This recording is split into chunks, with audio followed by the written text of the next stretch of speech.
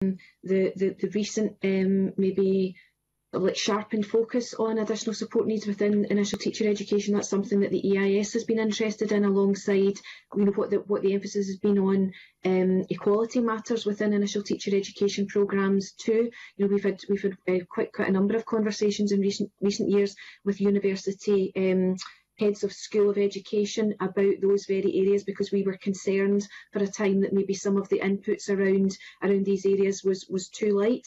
Good that Ken's able to report that there has been an improved picture there in recent years. But the point about the what can be achieved for student teachers within a year-long course is well made. That's already a very, very packed course where teachers have to have teachers in training have to have a balance of theory and in-school practice, and there are a number of demands, an array of demands actually made of that time. It's a very fast year, so the point about career-long professional learning at all stages of a teacher's career beyond their initial teacher education is absolutely critical. And to go back to what I said earlier, that is an area that teachers have been reporting for some time significant deficits within. There has been a shrinkage in the number of courses available. Not that all professional learning, of course, is courses. That's not how teachers should experience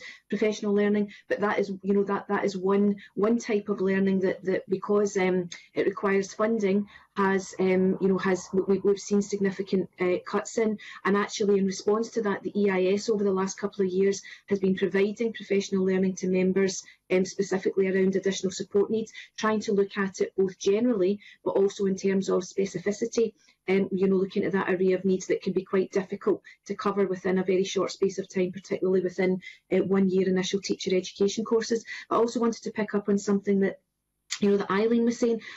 Certainly from our point of view, I haven't meant to give the impression at all that young people are perceived to be the problem by our members. Not at all. Our members, in engaging with us around additional support needs, are absolutely committed, earnest in their commitment to young people with additional support needs, and they see it as wholly unjust that they are not being provided the support that they require. Many of them very much see themselves as partners with parents in trying to advocate for young people to get the absolute best provision that they can, but they frequently find themselves having to jump through bureaucratic hoops time after time after time, that are put in place and that take a long time for them to go through. And there seems to be a lot of gatekeeping around what we understand to be quite scarce resources.